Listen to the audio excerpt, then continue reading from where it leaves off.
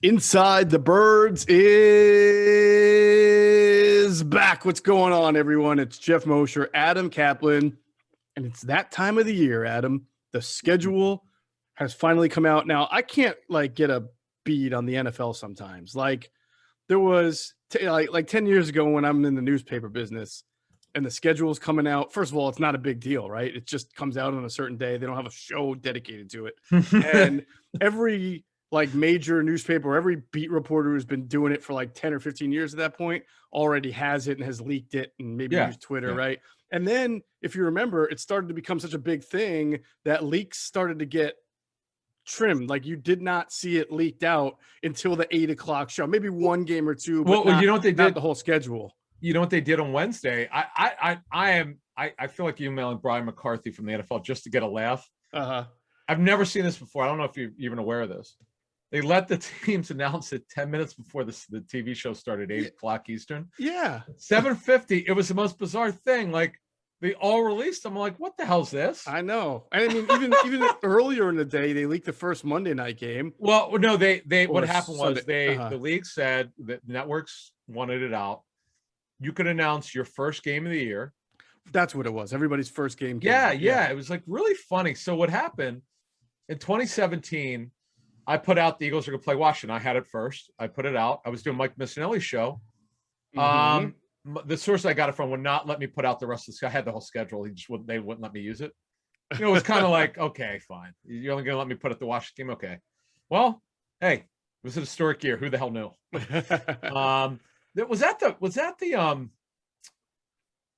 who had a great game in that game that at Washington week 1 Super Bowl year in 2017? Yeah. Who the hell was it? Oh, it was Nelson Aguilar. Carson had a great game, but it was Aguilar. He had that crazy. Yeah, it was that crazy game. Look, I remember it. First down was awful run. Second down, I think, was a sack. And then third down, Carson gets chased out of the pocket. It looks like a terrible play. And then he hucks it up to Nelson Aguilar, who's wide open for a touchdown. Yeah. Right. And all right, trivia question. Who was the kicker? Caleb Sturgis? Nailed it. Good job out of you. Thank you. I try.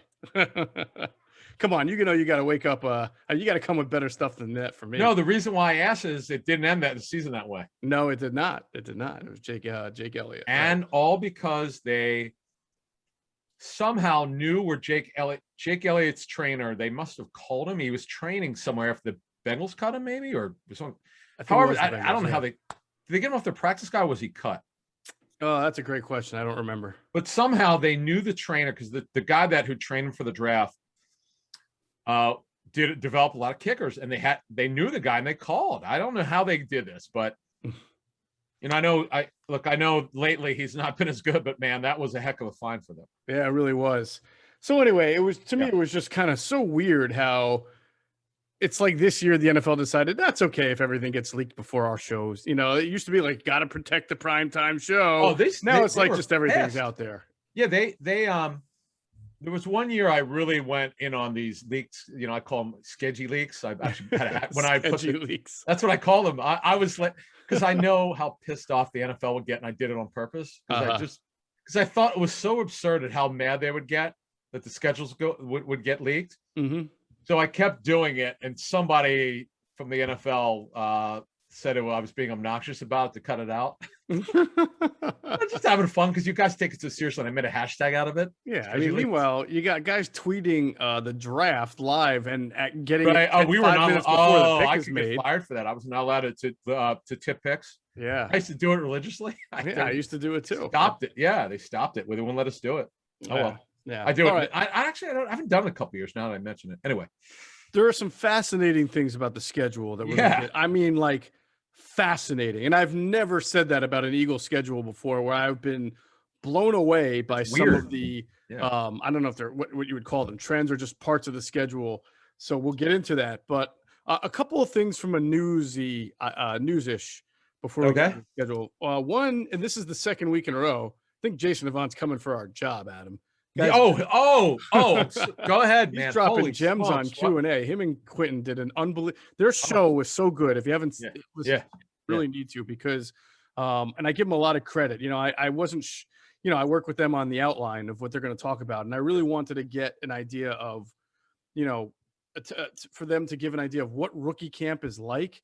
And I like the fact that it was them because Q was an undrafted free agent. So, his story is different than a lot of first round picks or second round picks. And Jason, as a fourth round pick, you're never guaranteed either. And you're in that middle. As he talks about. As By the you way, think you're special, but you're not treated that way. He actually exactly talks about that, how there's like a cutoff line, right? Right. Now, Donnell Pumphrey in 2017, I know the coaches were furious that he made the team because he did not earn it. Because there was a discussion amongst the coaches. They were actually going to go to the general manager. If they cut Corey Clement and kept Pumphrey over it, there was going to be hell to pay. Now, of course, they kept both, but Clement was the best running back in camp. And don't forget, and we've mentioned this on the Monday show, I think they kept 5 running backs. They did. Which is unheard of. That was 2017, correct? Yes, when I'm talking about the Super Bowl year, yes. Well, you know what? Wait a minute. They kept Pumphrey, but then didn't they? Yeah, because he got IR'd because he tore his hamstring, they said. Oh, Ryan Matthews?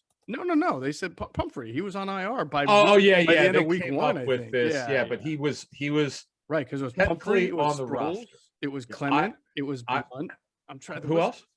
It was Blunt, Clement, Sproles, Pumphrey. They got Ajayi later. Who am I forgetting? Blunt. Yeah. Sproles. Clement. Right. Pumphrey. Then IR'd. Yeah. Wendell Smallwood. Oh, of course. Wendell Smallwood. I forgot. Man. unbelievable. I thought he was going to be so much my better. guy. I thought he was going to be so much better. I did too. So did the Eagles. So what was the point? So Jason, talking about the life of a guy, and even for just a rookie coming in and your head spinning and you're living out of a suitcase. And Jason made a point about having like paychecks just piling up in his. I laughed my ass off. Yeah, getting him for the first time in his life, and he can't get to a bank. Because honestly, here's a great story. So Scott Pioli, the former GM of the Chiefs and personnel guy with the Patriots, I can't believe he said this, and he's not lying, but it's true. He didn't know how to write a check. Oh my God! Because his wife would take care of all of it. Wow. And this is what happens. And as a player, as Jason outlines on the show, boy, there was so much information. Jeff's going to get to the big note in a second, but they both talk about their issues. And when you're an undrafted free agent, you don't know if you're going to be there next week. So you're on pins and needles. You probably couldn't sleep. Oh my gosh. Go ahead. Yeah. So some of the big news that he brought up, one involved Derek Barnett, and I think we were the first to bring it to light last year. I should say, I'm not even going to take credit. It was your report going into training camp, I believe around that time, that Derek Barnett had been, there was an injury, but he was light. He was lighter than normal. And we didn't know. Right. What happened was, I'm at training camp, right? It was at the link. It was towards the end of training camp. And, they let us sit wherever we wanted, pretty much. We sat down and I don't know what, it's like 10 rows back. And you know how when you see a guy just wearing a jersey, pads, they look smaller. Well, he looked really small. Yeah. Well, according to Jay Savant, who was an assistant wide receivers coach on the team last year, he was about 215 pounds. Now, look, it's great to rep Philly. We all love the 215, but when you're a defensive end, you're not trying to be 215. I got that. That's very good. Yeah. And listen, I'm not. I make that as a jest. Obviously, there was as Jason said, there was probably a health issue because usually when you lose that kind of weight, correct, going on. So we don't know what it is. We don't know what it was. I don't think he was ever placed on any kind of list. No, he wasn't. He was on the active. As a matter of fact, it's funny you say that because well, here's the problem. You can't, once you start training camp, you cannot go on PUP or NFI. Right. So I don't know. It was really weird. And so what happened was we knew, see what they do is I'm told they weigh the players every day, training camp, for fluids and all that stuff to make sure that they're hydrated. And, they're tested. And we had heard that he was 235 at some point in training camp, which is very small for DN. You can't fight that weight. Yeah. But 215, I mean, it's hard. Listen, Jason, hey, he's got his own sourcing on that. Okay, I believe him. Think about it, though. When you saw him, What's that? When you saw him at the end of training camp, or when he was around He 230, looked less than 235. I'll tell you that. or even less. That's what I'm saying. Imagine 235, but take 20 more pounds off. Exactly. I mean, so you wonder, obviously, you would think either he had an illness, we're not going to guess what it could be, right, or he had some sort of injury, he couldn't lift or work out. Correct. And his atrophy, maybe it set in atrophy, and he couldn't put on a muscle mass and so forth. But it was really, wow. I there was so much information. The storytelling, like when J&A, when we talked to Jason and Q for the show, they asked us some questions, had any tips. I said, all we want is storytelling and help analysis, people, and right. They're kind of analysis, right. Help people become smarter. And my God, they've done it. They've taken it so much farther. It's great. I was wondering, do we need to coach them? Let's just listen first and see if they need to be coached. Nope, hands off. Yeah, they ran with it.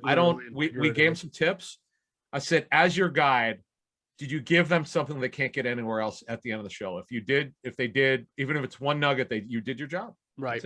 So in retrospect with Barnett, I know he had an injury during the season. He played 13 games, started 10, had 5.5 sacks and 16 quarterback hits, which isn't great, but I'll give him credit, to come back from being, whether it's 215, 220, whatever it was, he was light, to come back from whatever affliction he had, and then to be able to put weight back on, and then to go and at least, go out and produce 5.5 sacks, 16 hits. And I heard, I can stay healthy, I think he can be a pretty decent player. Yes. I heard he was close to whatever his normal weight is, or low 250s. Yeah. He's not the biggest guy in the world. No, he's small, exactly. He's a smaller guy, which is, by the way, a good thing. As Jason was explaining, it's the smaller guys who have that bend, as opposed to like the taller or the bigger or the stouter guys who are a little bit more stiff. So, I mean, even though he doesn't look like some defensive ends around the league, Barnett still has that nice ankle bend that makes him what he is. Yeah, it's called ankle flexion. Exactly.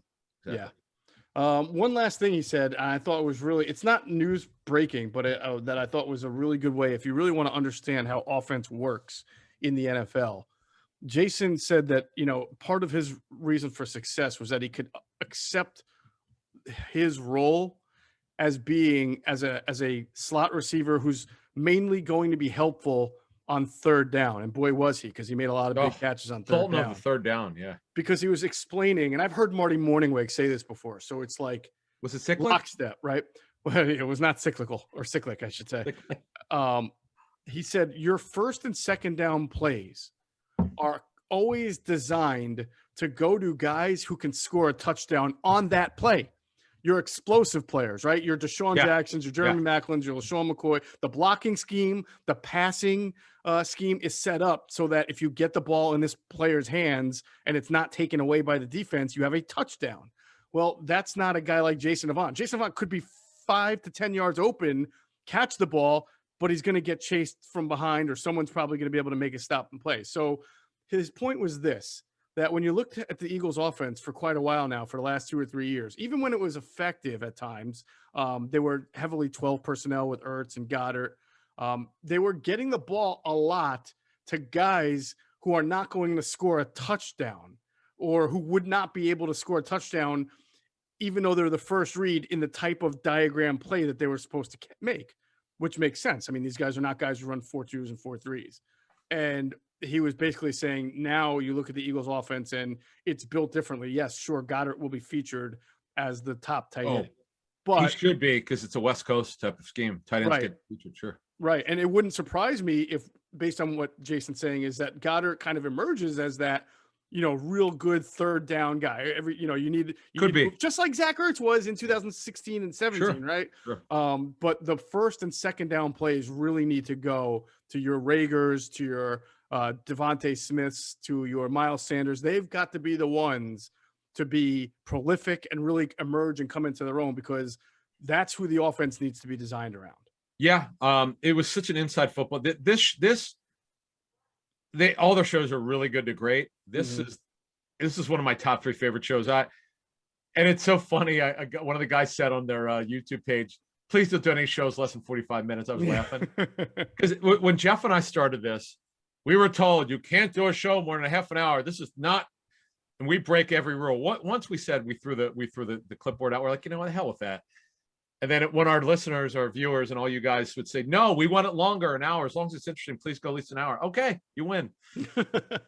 So we hear you. Yeah, we keep going. So real quick, Steven Nelson, Adam. Yeah. Because the Eagles still need a corner. Yeah. You know, his name is floating out there. He obviously has teams that are interested in him, as you would think most teams would be interested in a starting cornerback. What do you make of his situation? Because a guy who has a market hasn't signed yet. It's money. Interest does not mean money, right, folks. Interest means, like when agents put out there that a guy's got 12 teams interested, 10 teams, whatever it is, they put it through the reporter. You and I have been through this. We know the story. Right. That doesn't mean that, they're interested, but they're interested at their number. Sure.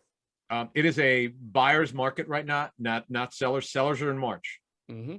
If you haven't got a deal after the draft, it's a buyer's market. Now, he's the top available corner on the market.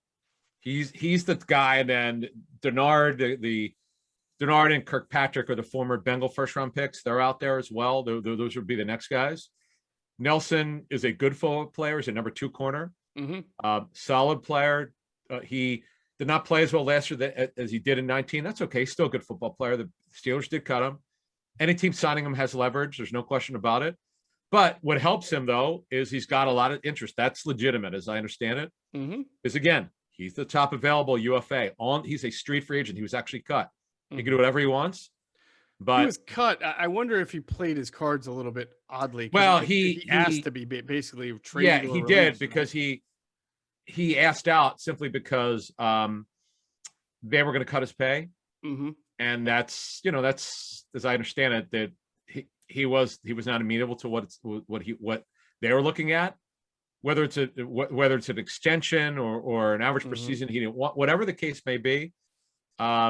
They could have brought him back. They decided not to. Well, I just wonder if maybe, he played his cards wrong. If he didn't like the pay cut that he was asked to take, or whatever, how it would be. Yeah. Did he think that he was going to make more on the free agent market? I was going to get to that. Right. Because if you get cut at the start of free agency, you still, even if you're released, you could still get a good deal. Yeah. But if remember, Kyle Fuller surprisingly was cut. That was one of the few cap casualties, real cap casualties in free agency. Mm-hmm. And I was really surprised that the Steelers didn't bring him back, because Joe Hayden has an injury history. He's an older player. He just turned 32 years old. Good player still, though. Yeah. Cameron Sutton's just an okay guy. The Lane kid Justin Lane was a 3rd rounder in 19, had an off the field issue. Right. Well, they brought in Arthur Merlette, who's a special teamer in a 4th corner. They didn't even draft anyone. Is this right? Yeah, they're interesting. They do not put a lot of draft capital, high draft capital at least, in cornerbacks. Well, Artie Burns didn't work out, unfortunately. Yeah, and if you go through their history, I think he's one of the maybe 1 or 2 corners that they've drafted in the last 15 years in the first round. It's just not, this year they drafted a running back in the first round for the first time since Mendenhall many years ago. And that's right. If you go back 20 years, it's not a position that they typically go with in the first round. Whose brother was an undrafted free agent of the Eagles many moons ago. That's right. Walter. What was his name? Walter Mendenhall. Yeah. Not a running back, though. Wasn't he a linebacker? No, he was. No, he was sure was. He was. Not only that, he was like the only running back. This is how ridiculous I am sometimes. I shouldn't know this stuff, but stuff makes me laugh. He was the only running back, I could see it in front of me, that did not have elbow pads on. Like, how like guys will wear like sweatbands, armbands, a sleeve. He had nothing on he wasn't wearing gloves, and we thought it was so crazy, like pretty daring. Yeah. Everybody else is wearing that stuff, and he wasn't. Boom, he was cut. Never heard from him again. Maybe he had those Bill Lambier elbows. They were real sharp, and he wanted to. Might have been Bill Lambier. Yeah. There we go. All right. So look, to put it in perspective for the Eagles, Steven Nelson wants money. He's probably not getting what he wants, but he still has teams that want him. The Eagles don't have money.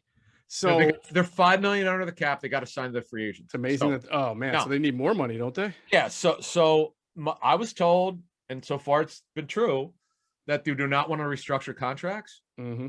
Well, who's left? They couldn't. Well, no, they could. No, they could. I guess. But they don't. Really don't want. Now, I was told this in March, so I haven't even asked, because I kind of knew where this was going with free agency. you and I had heard the same thing. They were not going to be heavily involved in free agency. They were kind of done with the restructures. They thought they were going to have Ertz move. They haven't. Zach's still on the team. Boy, that $8.5 million would look real good right now if they can move him. Yeah, it would. But they could do it literally whatever they want if they move his contract. It's not the player, folks. It's the contract. It's like the Bears trying to move Nick Foles. It's not the player. They try to move him. I had reported. It seems to be picked up everywhere now. But the stories from March. It's not now. They tried to move him before they signed. They tried to move him to the Eagles and anyone who would take his contract. Right. Because he was owed. What happened was they had a base conversion. They had money that became fully guaranteed in March, and that was 2 months ago. So they talked the Eagles and several teams. And the Eagles were not going to take his contract. It was $8 million total. They're not going to take that for backup quarterback. Right. They never even talked about it seriously. People made way too much about it. It's really a nothing story. So if you're Steven Nelson and it looks like you're headed for a 1-year deal from somebody, I'm guessing. I don't know that, but at this point, when you're a free agency, that's usually what it get. You know what? He's a decent starting corner. So you maybe get a 2-year. Yeah, I mean, with run you structure. Look, he's not old. He's only 28 years old, which is a little surprising. I thought he was old. That is surprising. Yeah. So this guy's a decent. Doesn't get in trouble. He's a good player. He's a solid guy. Right. He's just a number 2 corner. He's not a number 1. To me, he's a $5 million a year player at this point of his career. If he gets any more than that, it's his agent Josh Arnold would have done a great job. I don't know if he even gets that on a 1-year deal. And by the way, that's kind of what the line of demarcation is for these guys who are released, the guys that are out there. Guys who are other than Kyle Fuller, they got somewhere between $4 and $6 million. Right. I think he's a $5 million a year player for 1 year. I've 1 year, $5 million. But guess what? The Eagles don't have the cap space right now. No, not right now. I just wonder if he'd be amenable to come into.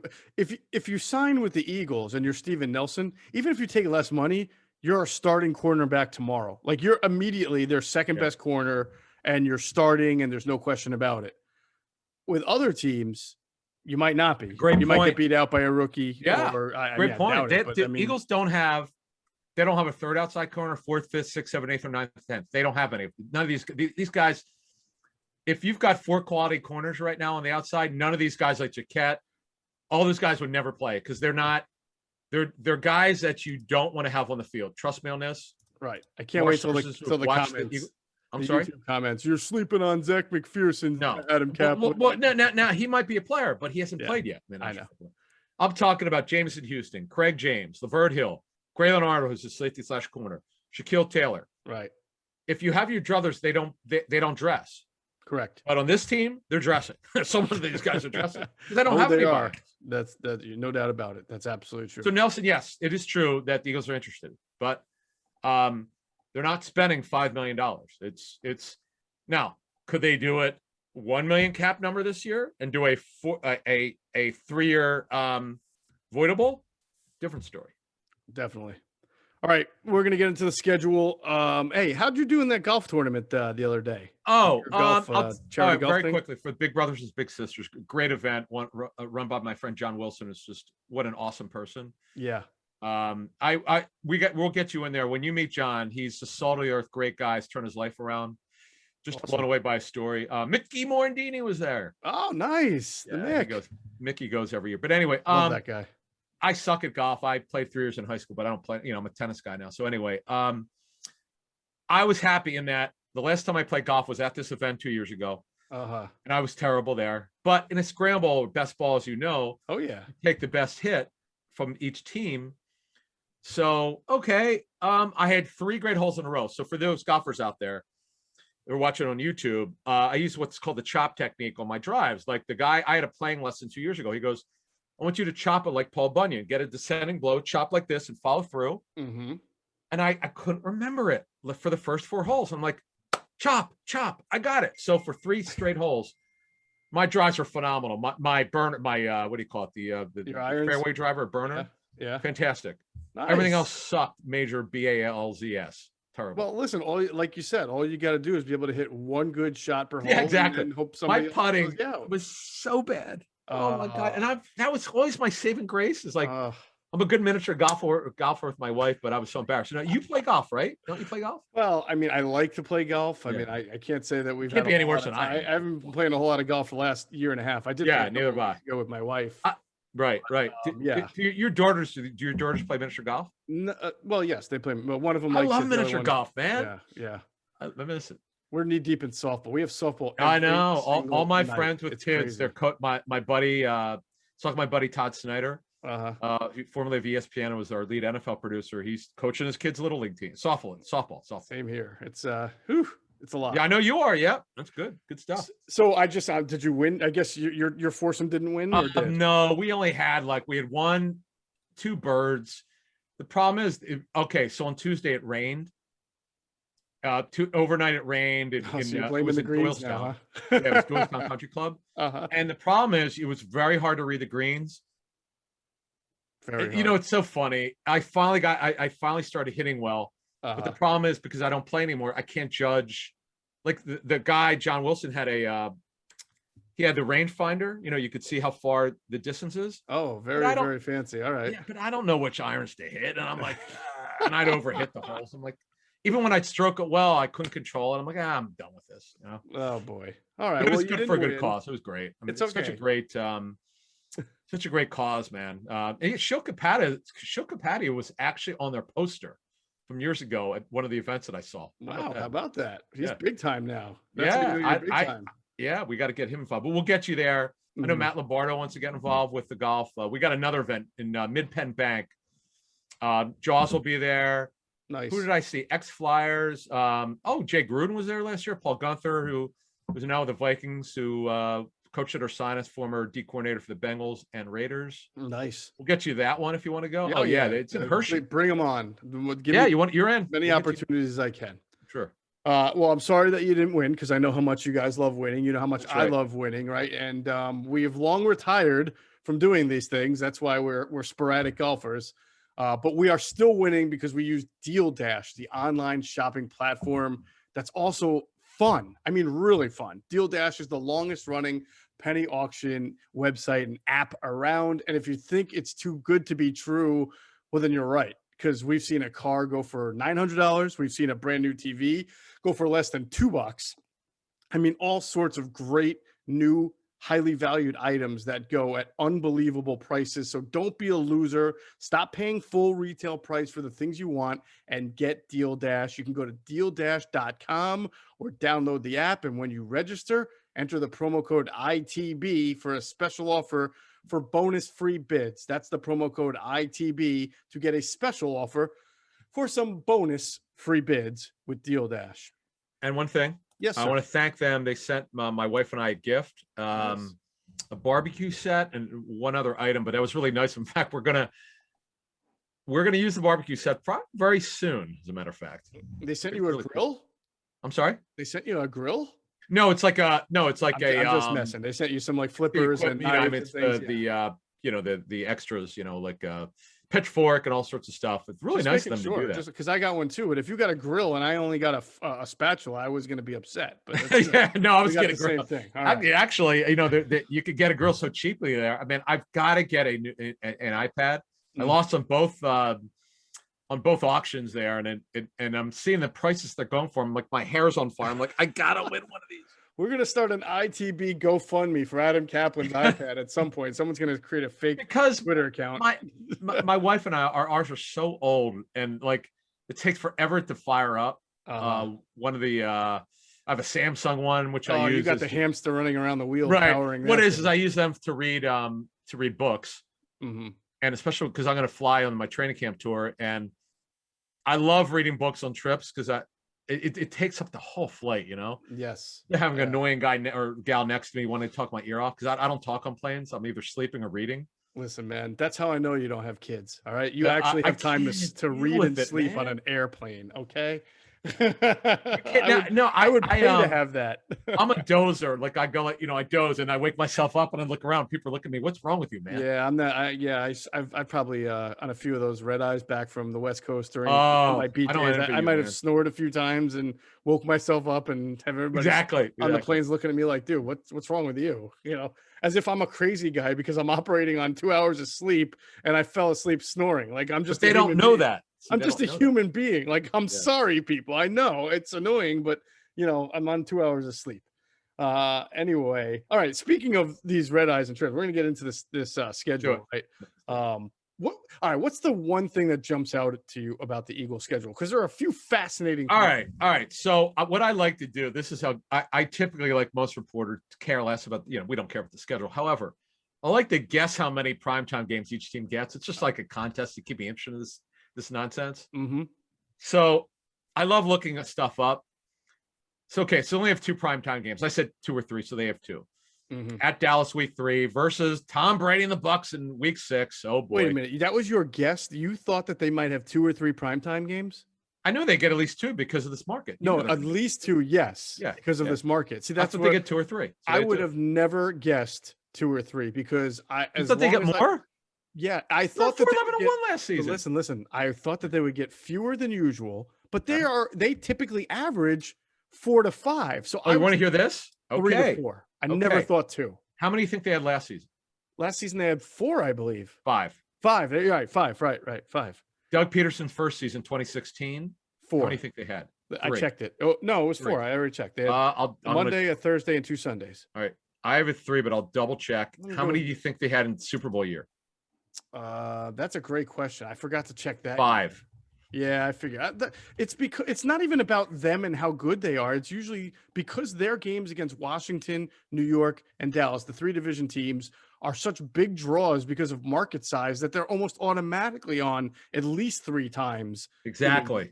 So the fact that they were only on 2, and I'm like, look, I get it. There's not a lot of buzz around the team. They're in transition. And that's what made me go back and look. I mean, the last time I can remember a team that did. You're right. 4 in 2016. Yes, I missed the Giants game. 2016. And they still had 4. And think about that year, Adam. All right, when they make the schedule, I mean, that comes out in it's probably made in February. It comes out. Yeah, Howard Katz told me from the NFL's office. I got to know Howard over the years. Mm-hmm. He's the one who makes the schedule. Well, he's in charge of it. And he said, this is interesting. He said they do look like they forecast. Okay, because we're going to get into, I think, the best way to evaluate a schedule. Mm-hmm. Now everybody looks at last year because it's the only frame of reference that you have. But he goes, look, we have to look ahead. Yes, we look at last year, but we try to forecast how good is each team going to be. Right. And how do you do it? And this is what Howard and I talked about years ago. Right. Coaching changes, mm-hmm. offensive scheme changes, mm-hmm. personnel changes.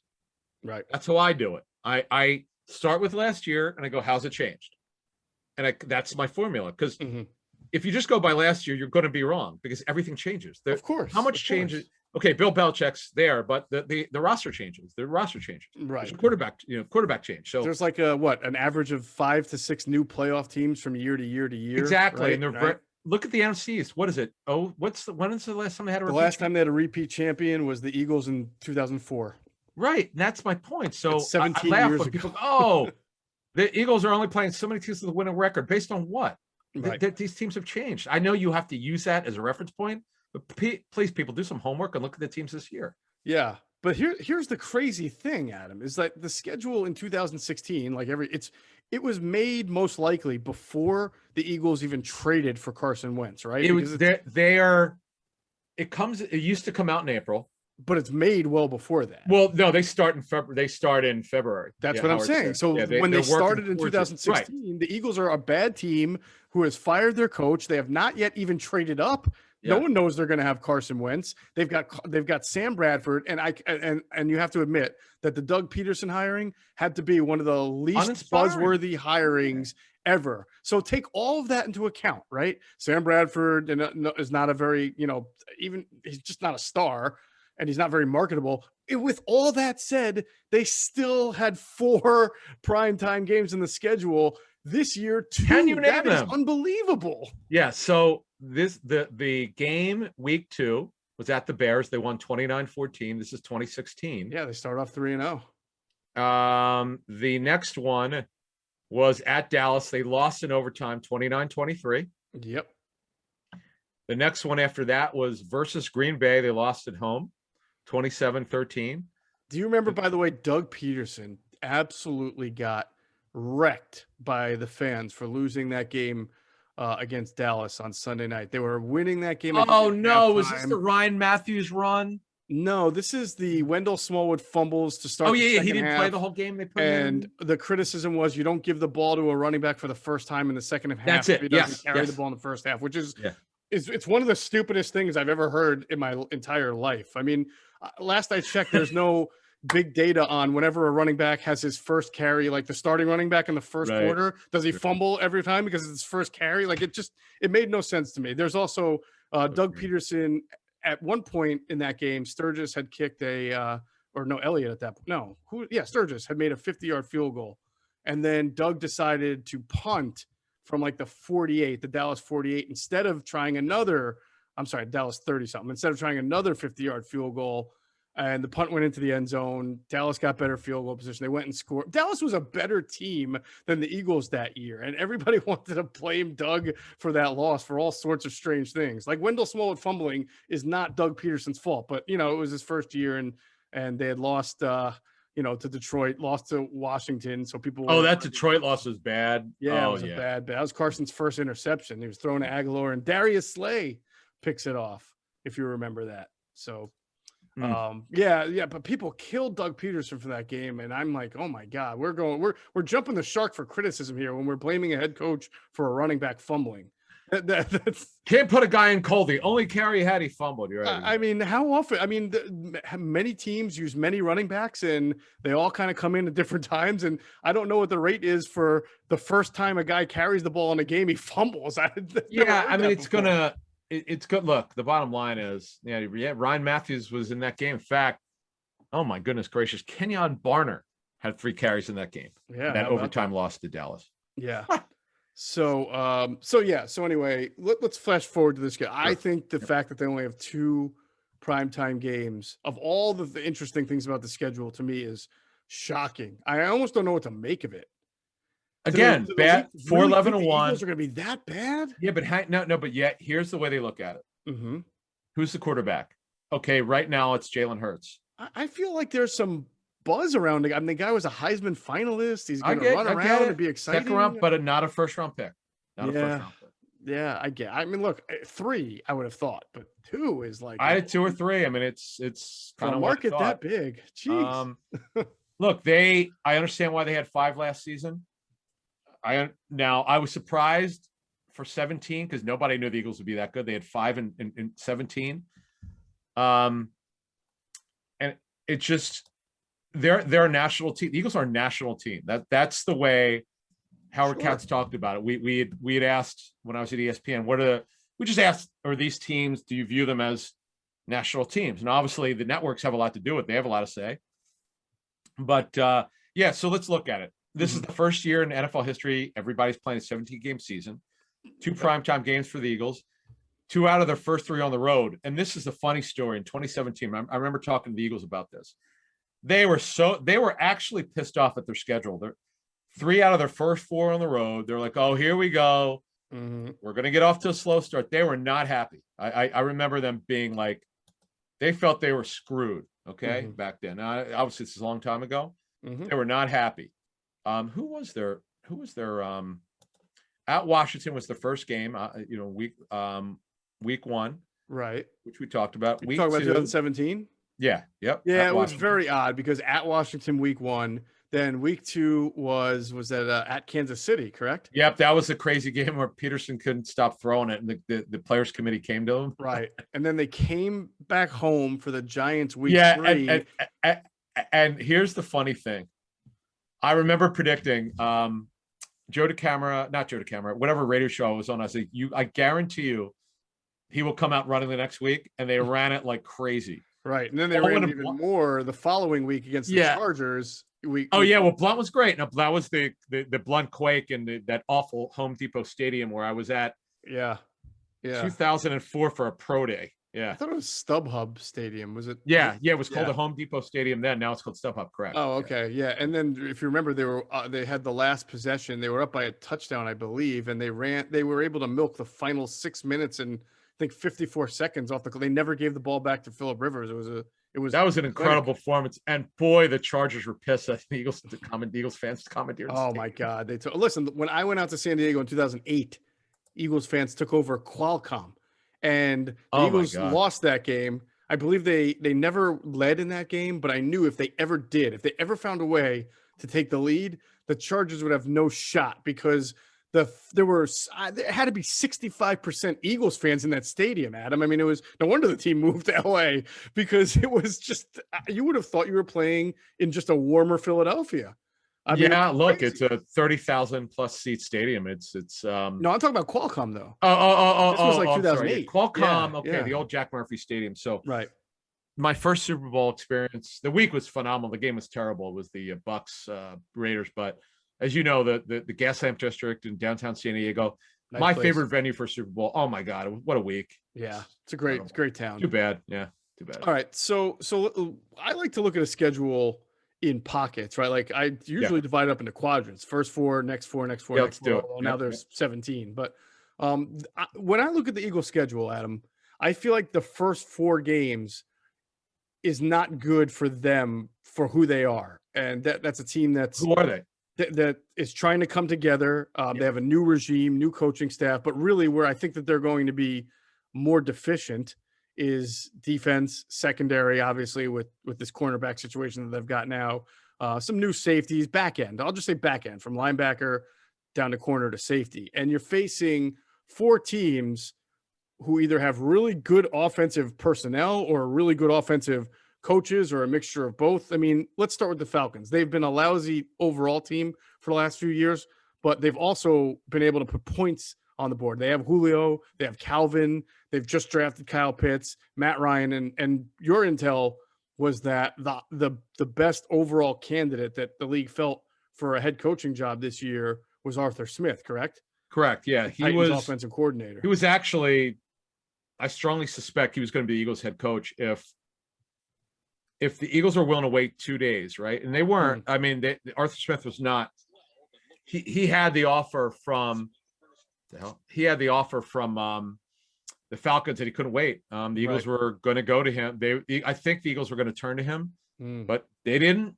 We'll never know 100% for sure, but my understanding was they were ready to go with Arthur Smith if he was willing to wait a little bit. They wanted to get through a couple interviews and.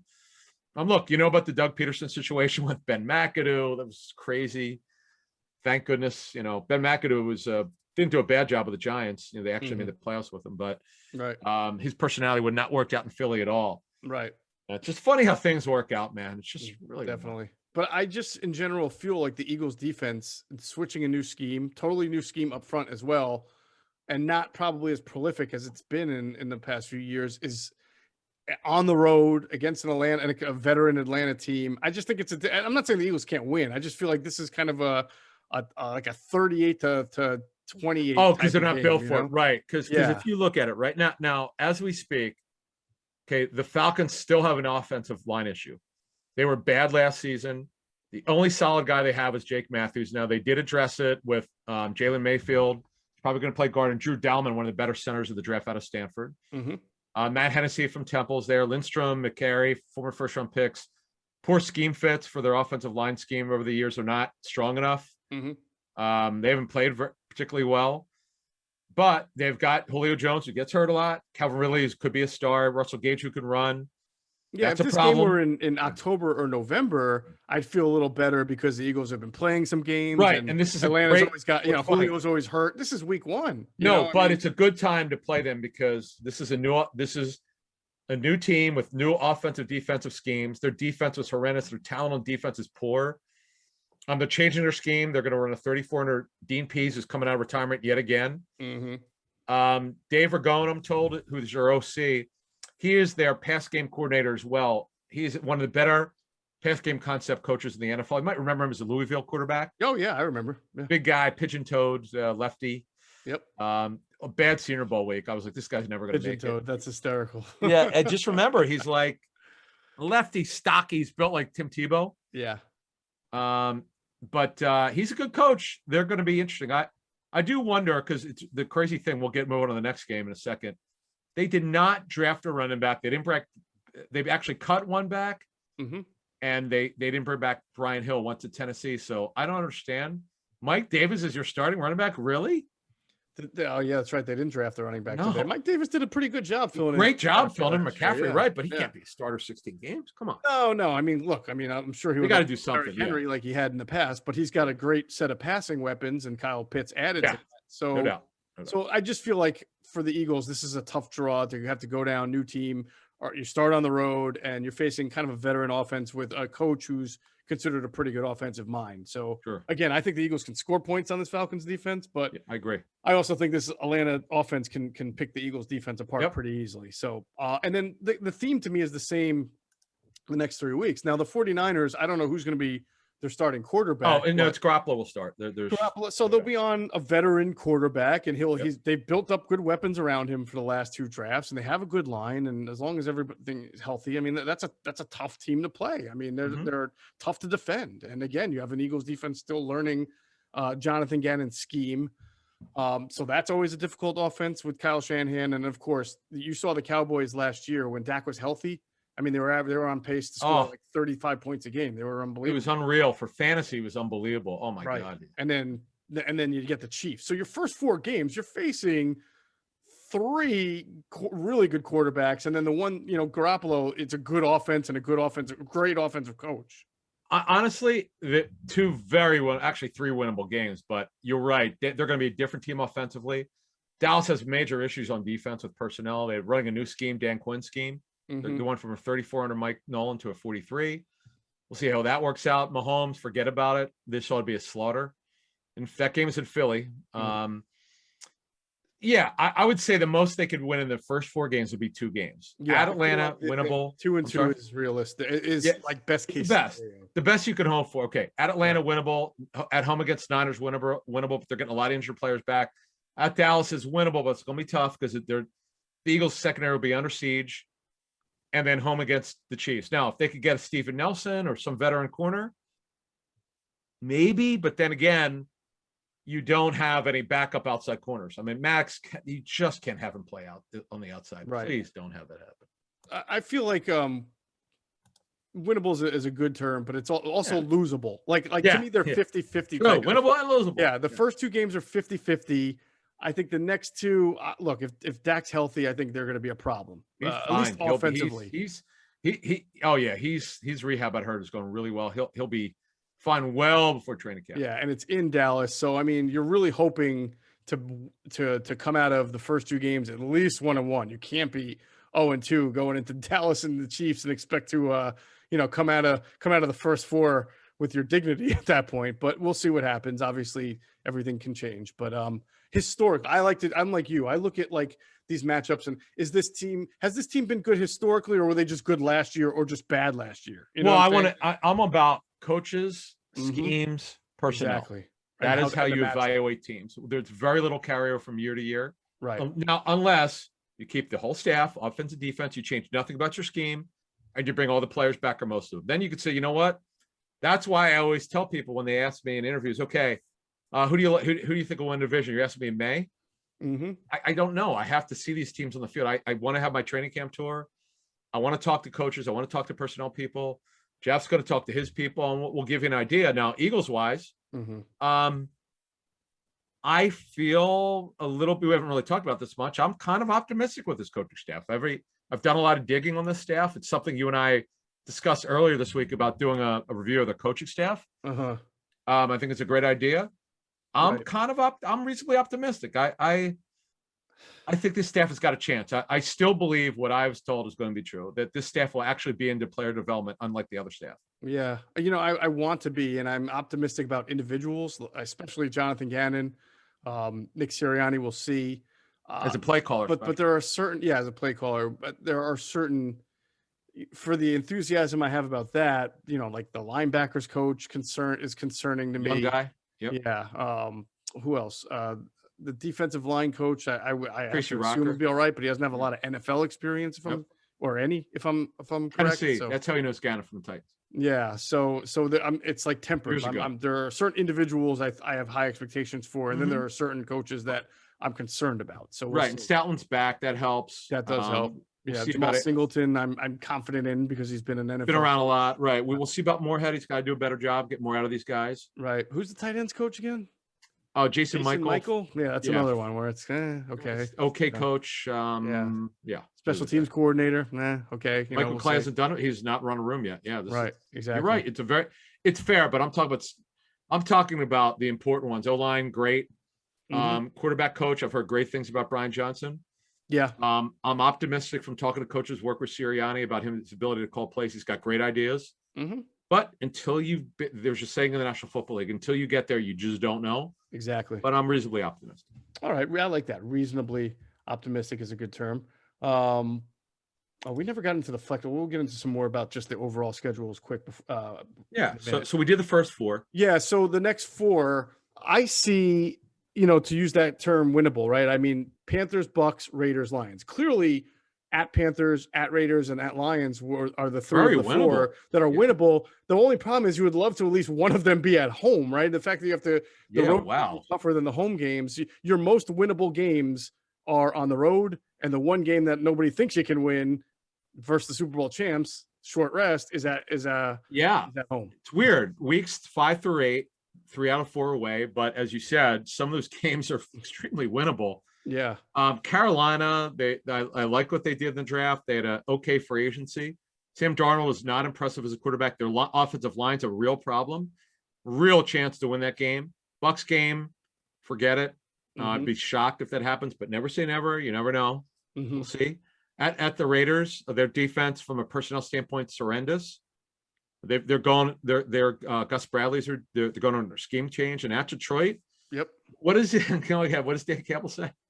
We're gonna eat your kneepcaps. Right, you know what's coming. Devour your hide the quarterback, run the ball. Yep. Good luck. See how that does for you, Dan. We'll see. If you want to win 12-10 every week. Oh, they'll have some high scoring games, sure. Because there'll be turnovers. Their defensive personnel's bad. Look, I don't blame him for drafting Penei Sewell. Right. But he's more of a left tackle and right tackle, but you know what's coming. It's pound the rock, hide the quarterback, limit the dropbacks. This is old school football. We'll see how well. I think it's clearly their most winnable game of the first 8 weeks. If you were to rank it, you probably rank it Lions 1, Chiefs 2, Raiders 3. Falcons 3. I'm sorry, not Chiefs. I'm sorry, Panthers. Yes. Lions 1, Panthers 2. I guess Falcons 3. Yeah. Very Raiders. Winnable. And one thing, Kyle Pitts, I sure as hell like to get him in the first week if I'm the Eagles, then week 7 or 8. When starts figuring it out. That's true. Arthur Smith he had Delaney Walker. Arthur's going to call the plays. Dave Ragone will help design the pass game because apparently he's really good at it, from what I'm told. Pitts, pity the fools who've got to cover this guy. Oh, God. Well, those fools are going to be named Alex Singleton and Eric Lewis, and people are asking me about Jordan Hicks on my Twitch chat. Folks, the Eagles aren't investing in linebacker now. That's a never say never category for me with Jordan Hicks.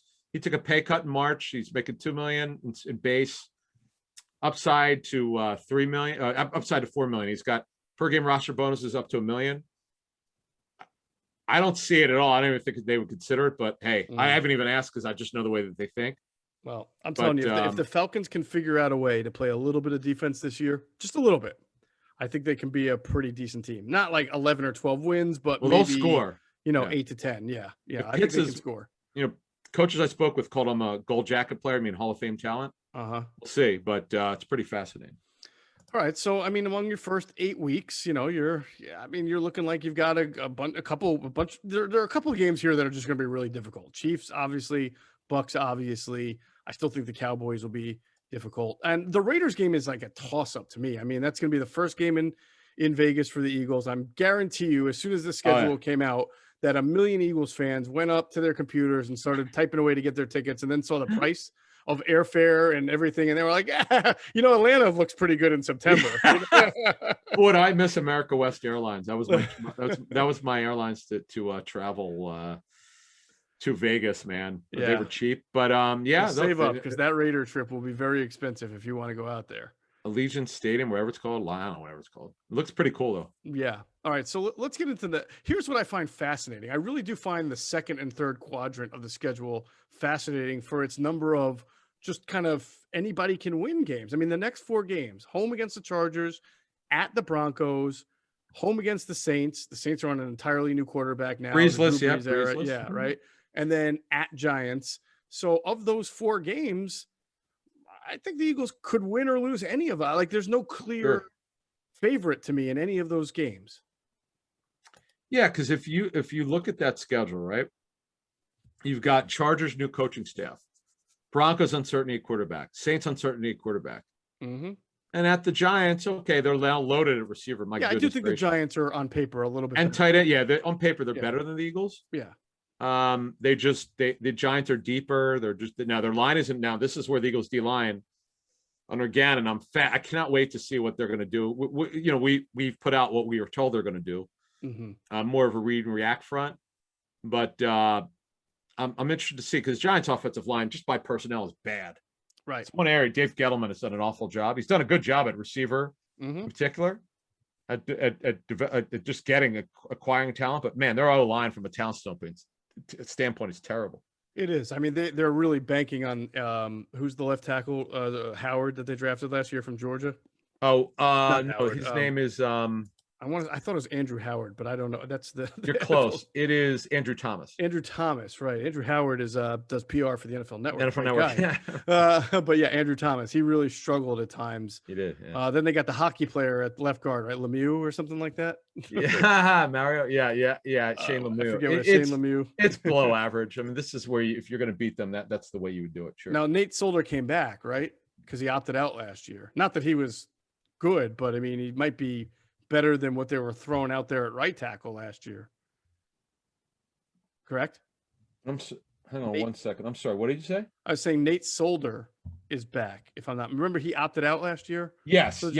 He's back. Now the question is, where are they going to play him? I'm really looking forward to seeing how they do that. Yeah. I don't know if he's played right tackle in his career because I think he was left tackle with the Patriots. So we'll see.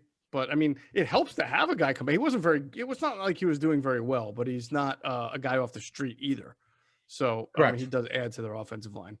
And then it's crazy because they go right back to the MetLife Stadium the next week to play the Jets. I think this Jets-Eagles game is going to be isn't that crazy? That is fantastic. And I've seen really teams do that. Yeah, I've seen this happen before. Right. Yeah. Look, another winnable game. No doubt. And then they're bye.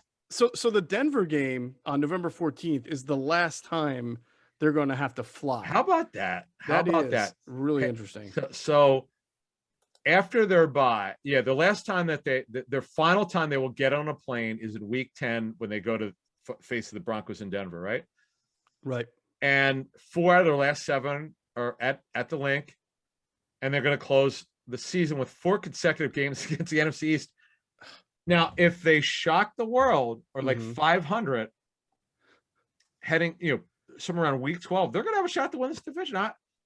I just don't see it because we're going to do this at some point in the near future. We're going to compare the 16 roster to the 2021 roster for both new head coaches. Right.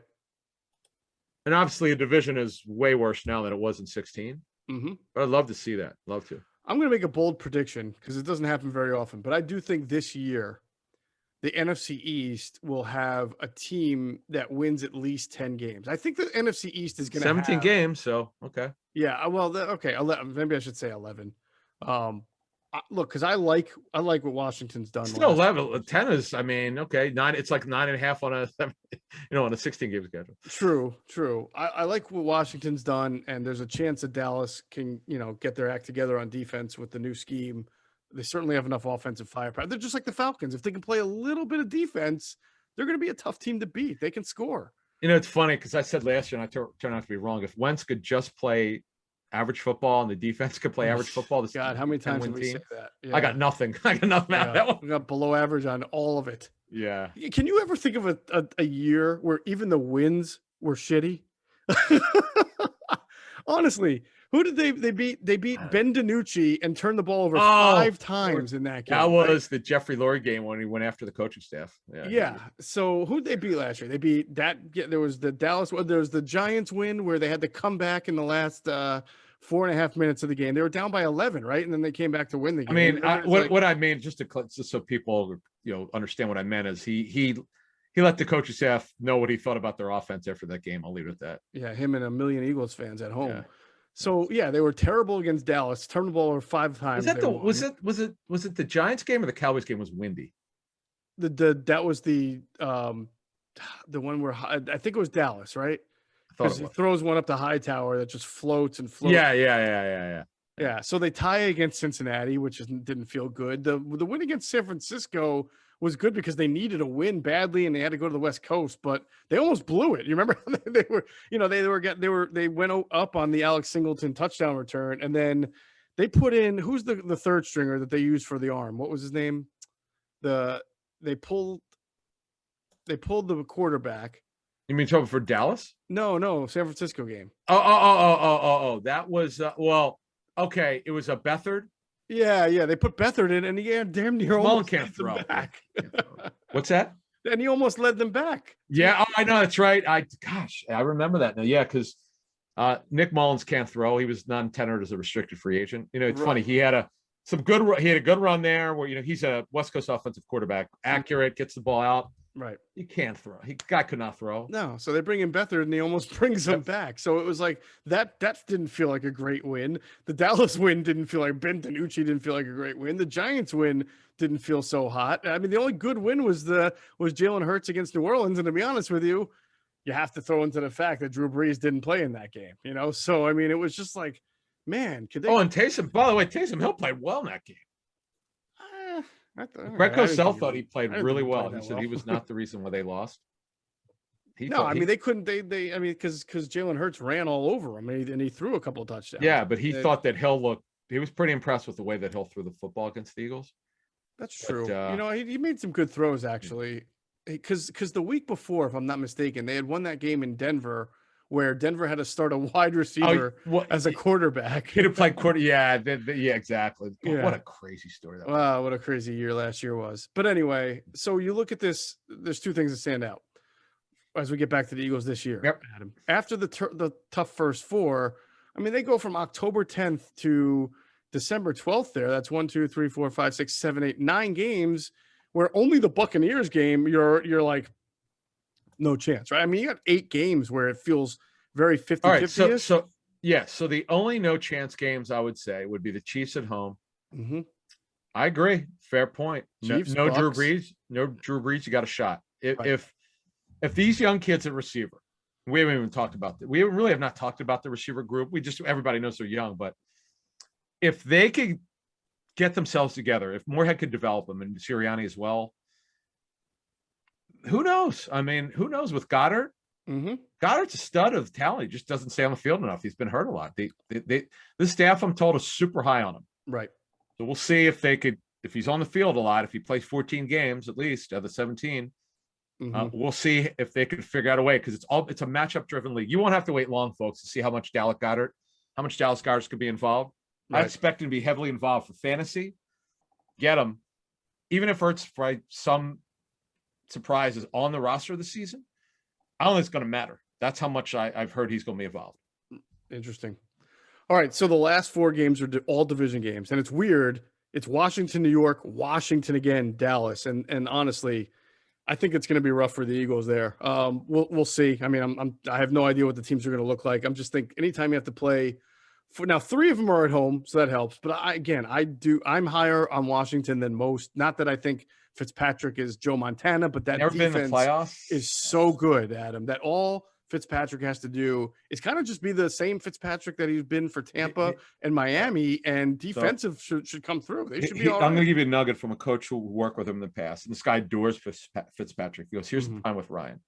Ryan eventually is going to do what he wants to do. And that's the Fitztragic stuff. And yeah, that's where the interceptions come. He's a good guy. He's smart, but he makes a lot of dumb mistakes. Right. When he gets don't you feel like that when he gets into Fitzmagic, then he's always been with these offensive, like whether it was Dirk Cutter there in Tampa or Monken, I forget who it was, but Oh my God, they kind of Tom, ride yeah. it. They get into it and they let him throw and let him throw, forgetting that Unbelievable. I feel like Rivera will not do this. He will just limit Ryan to the 20 to 25 throws. They'll run the ball with Gibson. They'll throw it to McLaurin. He's not going to throw 25 passes a game. That's not going to happen. That's Well, less than Kirk Cousins. yeah, that's maybe I'm sorry, a little low. But what 30, okay, 30 I could point see. is they're not going to unleash him and just let him go, Fitzmagic. Yeah, but you don't understand. Will he listen? Scott Turner's his OC, North's son. I'm just telling you, this guy does what he wants sometimes, and he drives coaches crazy. This is why I don't know how many teams the guy's been on. This is why he's a journeyman. Well, that's fair. That's definitely fair. And if it's not Washington, though, Dallas may have it all put together, and obviously that's the last game of the year. But I agree with your assessment. If he could manage the game and not turn it over a lot, they probably will win the division. I would think so. With that defense, I would definitely think so. So people are putting a lot, obviously the last 4 games are division games. The last time the Eagles had to play 4 straight division games to end the year was all the way back in no idea 2019. Remember? It was just 2 years ago. Vaguely, I don't know. They went 4-0, and that's how they made the playoffs and won the division. Okay. I remember us giving on Inside the Birds because we were getting from other teams. They were very encouraged by the play calling, which we were critical of most of the season. Yeah. But Mike Rowe and the coaches did a really good job to help Wentz and manage the final 4 games for them to get in. I know the schedule was easy. Right. But there were a lot of things going on with that team. The receiver core was so bad. I mean, remember, they're playing Josh Perkins at wide receiver. Arthega Whiteside had to play. They were putting it just was bad. It was one of these situations where you go, okay, it was that Washington game when they scored 37 points. Greg Ward was coming. This is when Greg Ward and Wentz were really connecting well. They were putting. They just were trying anybody receiver. They could not get any production. Right. That's why Greg Ward was incredible. Really Definitely. All right, a couple more points to make on the schedule. First, I want to let everybody know to see our friends at phlsportsnation.com. They're enhancing the fans' experience with all of their coverage, their podcasts, all their great content. Check them out on Twitter at phlsportsnation. Go to their website, phlsportsnation.com. And we'll pause real quick for another word from our great sponsors, including our friends at Sky Motor Cars.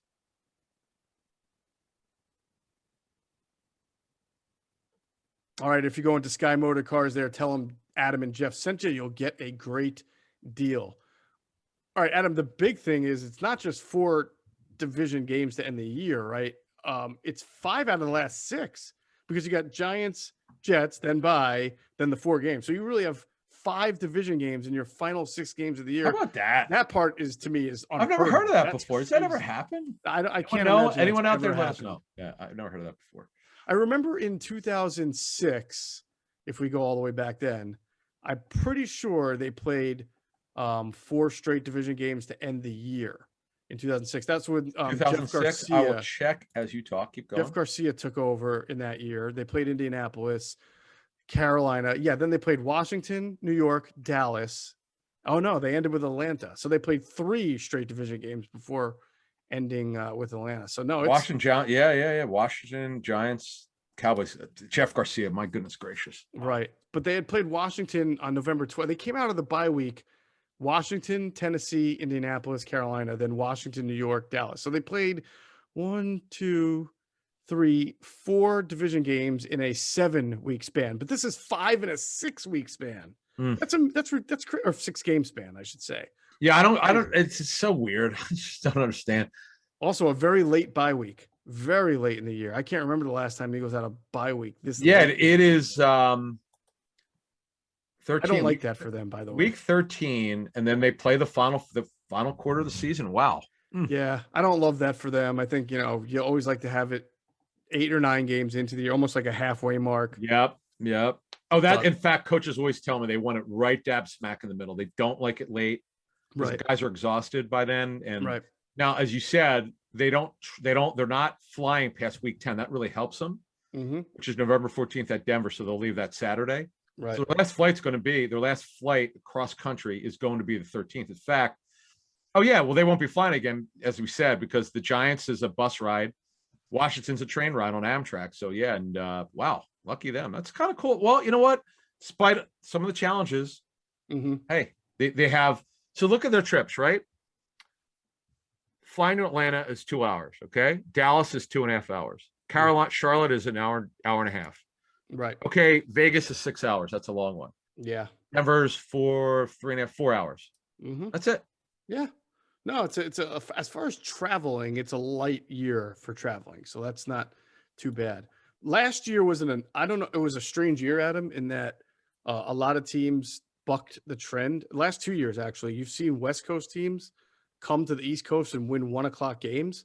Like Seattle Yeah, won that's right. three of them, I think, Rams 2 years ago. The Rams won. Yeah. Those were almost like 75% as far as data analysis for the East Coast team to win that game against a West Coast team at 1 o'clock. But that's changing, and I wonder why. I don't know if it's just an anomaly, a 2-year outlier, or if there's something going on there. I know some teams have changed how they travel from East to West Coast. They don't leave as early. Chip was into that, Kelly. and so was Doug.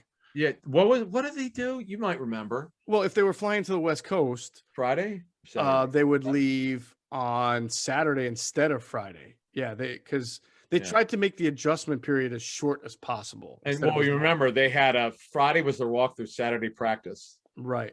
Which is so weird. I know that Tom Coughlin gave into it. The sports science team of the Giants convinced him that this works. I'd have to go. I don't remember how they did that year, but I remember talking to Chip about it. He explained to me it's all science. It's all documented. They go back decades and whatever, scientists and all this stuff. I was like, okay. All right. Now, as we look at the schedule, Adam, there are new flex scheduling rules this year, correct?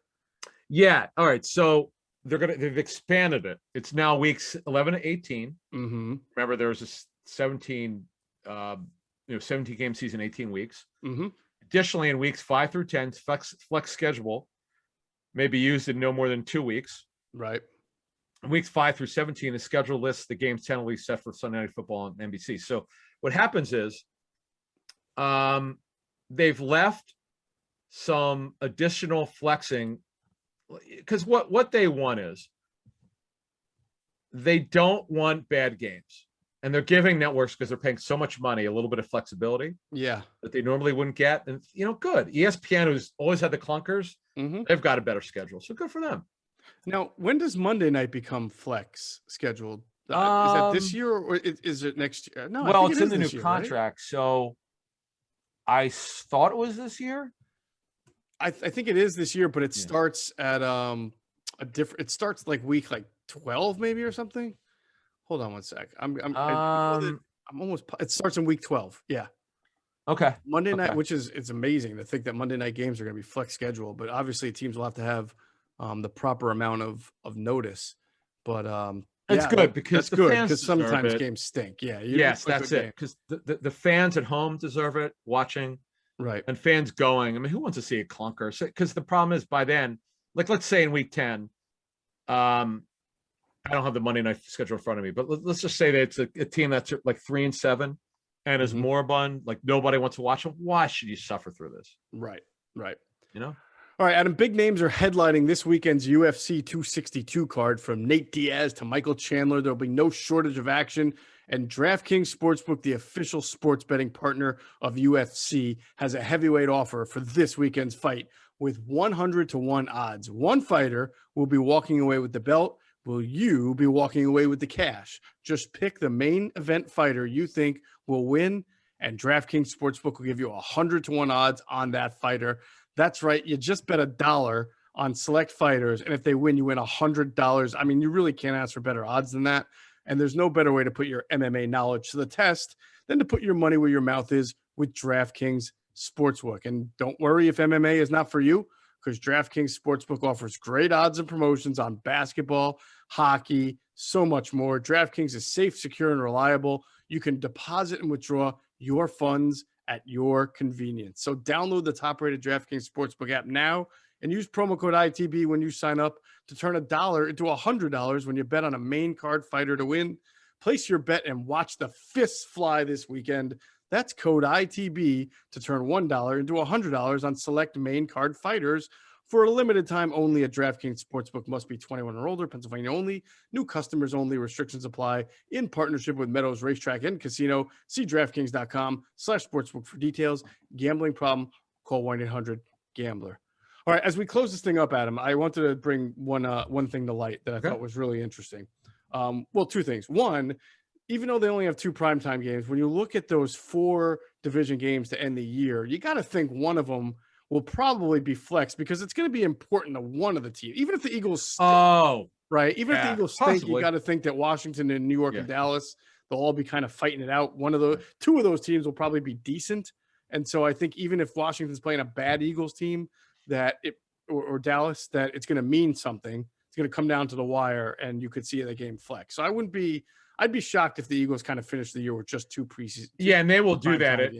They don't worry of that if only one means one thing to one team of the 2. They'll do it because it means something to the division, with the playoff seeding. So yeah, they'll do that for sure. Yeah. So they start Atlanta and they end at home against Dallas. How great would it be if that game meant something for one way or the other? It would be nice.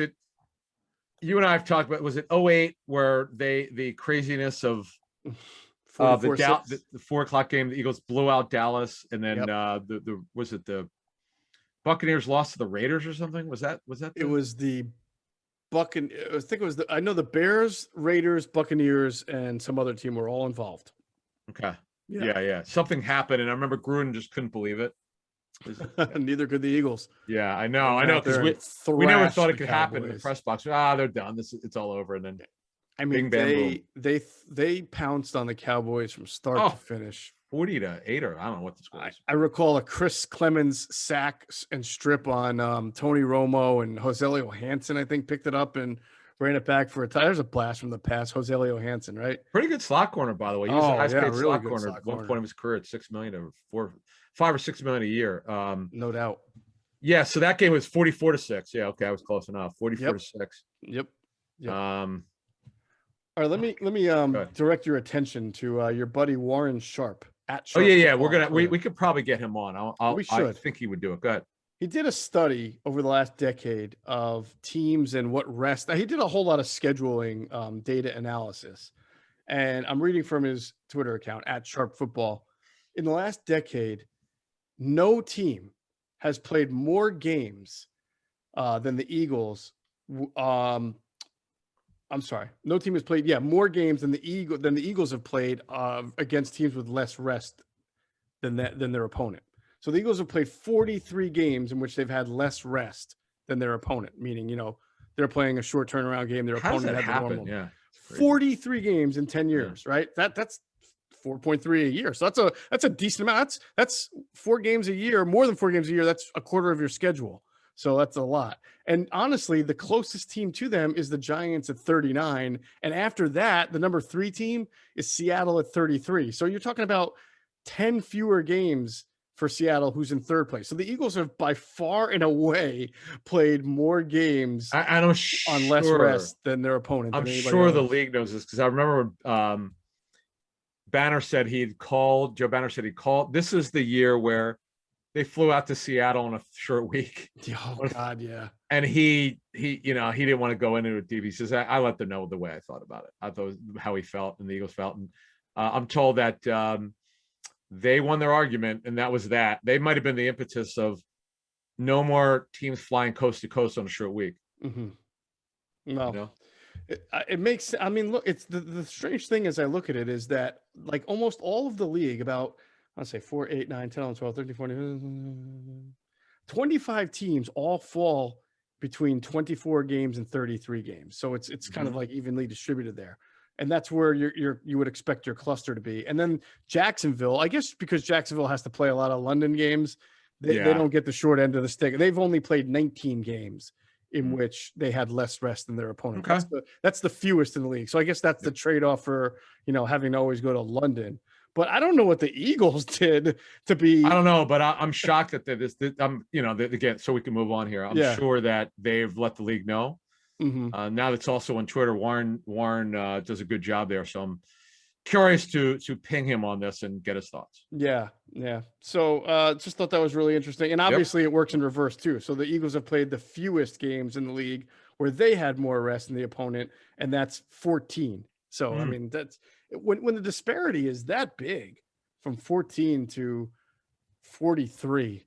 No, listen, people think it's a conspiracy that I've already seen it, that this is an anti-Philadelphia thing. It's just like the league's only let him have two games in prime time because they're socking it to them for the Washington game. Yeah, it's amazing. Well, come on.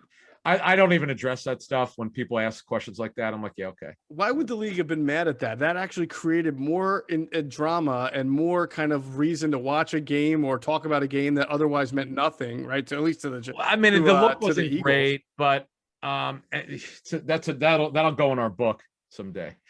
But anyway, right, we'll write about that in our book. Yep. All right. Anything else schedule related? All good. We got it all out there, man. It's been an hour and a half. Yeah, maybe. I'm sorry. We've gone through a lot there. All right, then that's going to real quick. Tell people about your Twitch channel. What's coming? Yeah, thanks. Real quick. So, started this Twitch channel. Eagle fans have commandeered it. What a shock! It's awesome though. Some great questions.